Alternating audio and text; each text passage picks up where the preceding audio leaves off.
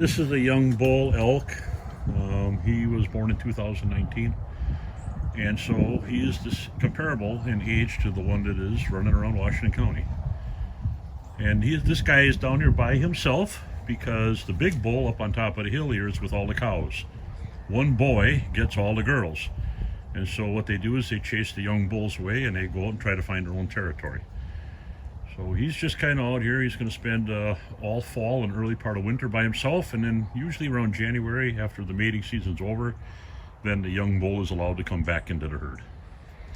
And so the one that's running around the county, he's probably going to have to either live down here or somebody's going to have to give him a ride back to where he came from, because he's going to be kind of lost for a while. He seems to be making a lot of miles in a day. Yeah, they run 30-40 miles in a day, easily.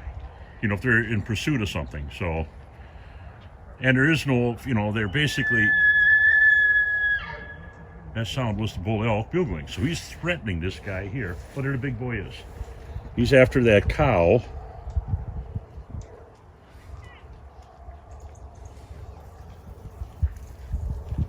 And so the elk, if the females, when they come into cycle, they produce a scent.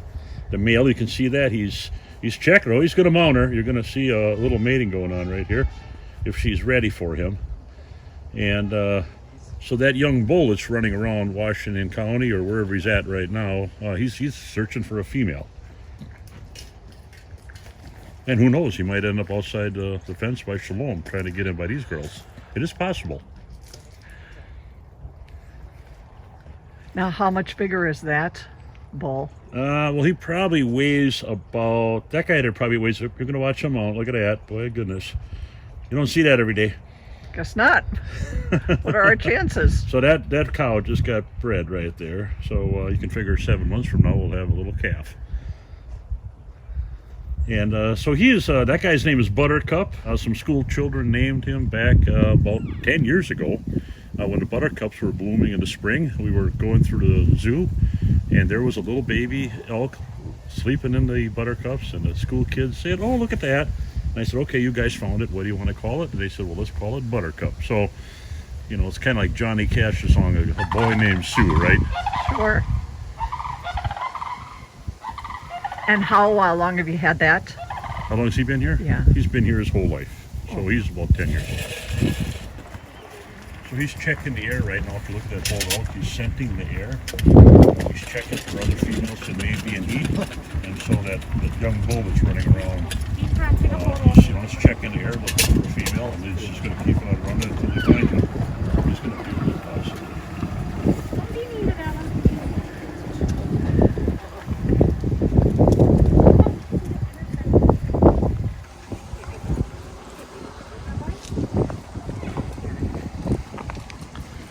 So, he just mated with this cow about 1 minute ago.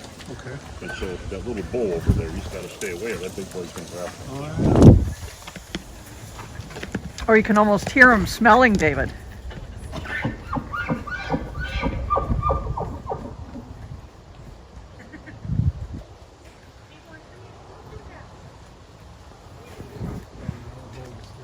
Right, he's going to go after him. Do they fight then, or? Yeah, they will fight. But he's so much smaller that he'd back down right away and he'd run away.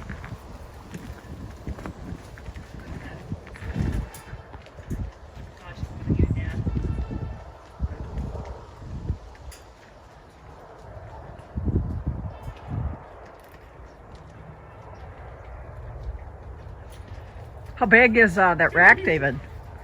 Pardon me? How big is that rack? They said on the one in Washington County it's a 4x4. Right. Well, that little guy down there is a 4x4. Where this guy actually has 19 points, but he has 7 typical on each side, which would make him a royal. And so that little bull way down there, that's what you see running around the county right now. What's the lifespan generally? In the wild, they live to be 9 years old if they don't get taken out during hunting season. In captivity, up to 20.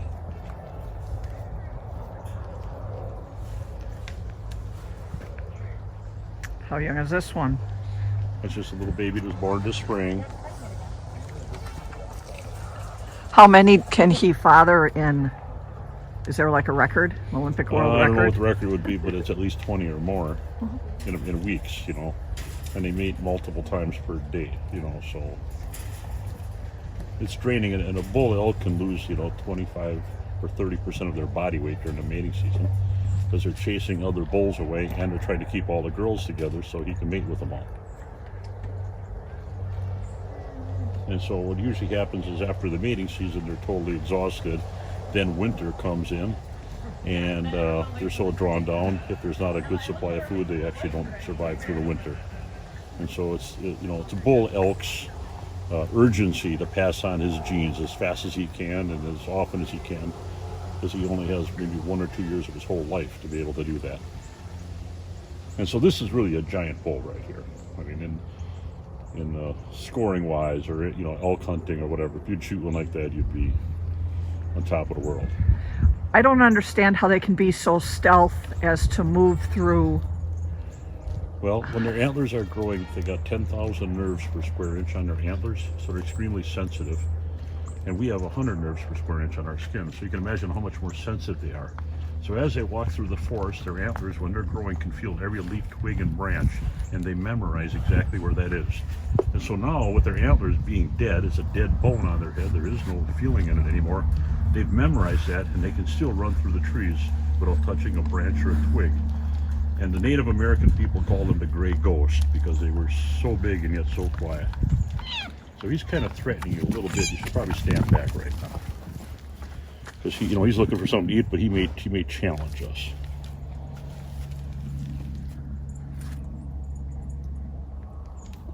Wow, that's big.